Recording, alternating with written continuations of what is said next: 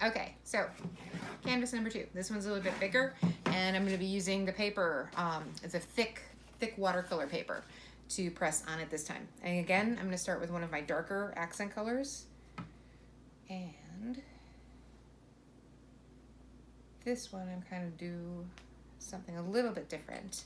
I've got some paintings that are literally just stripes that are cool. Ooh, use this one. I didn't use this one before.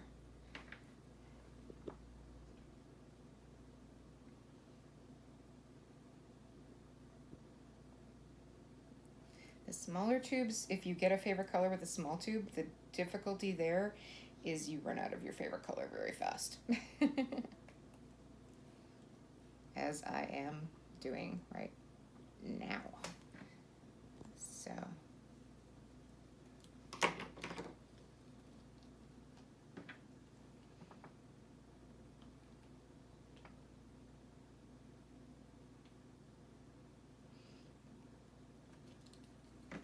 okay, so I've got a dark color, lighter blue, and I'm going to add a little violet to this one as well.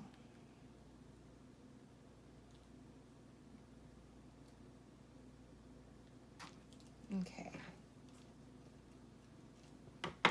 So my friend Drew, he's the one that started doing abstract painting about maybe 4 years ago or so. Well, I mean, he started doing abstract painting in college, but he restarted about 4 years ago or so. And then I really liked how he had everything like hanging up. This one is totally empty.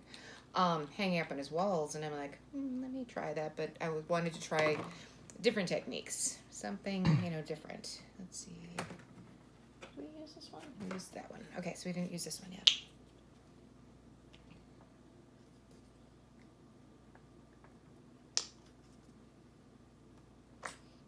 Okay, this one's just about ready. Like I said, I want to get the colors where they're overlapping, because then when you're doing the pressing, that's when you get these cool effects. I want this one similar to the other one, but not completely similar.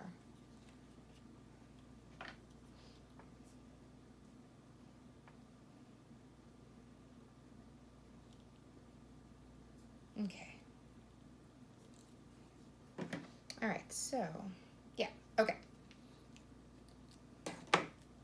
Just a smidge more variety. Yeah, there we go.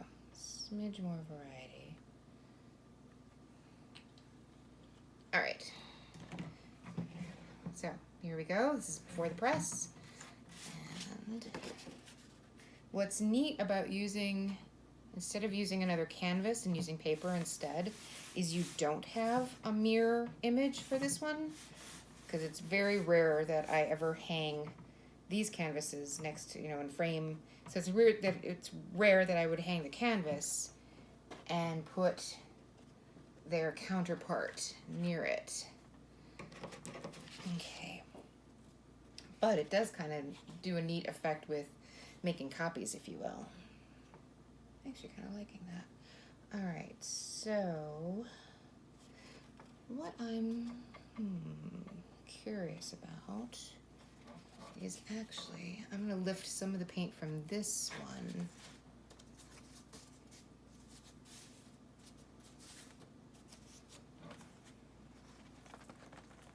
Okay.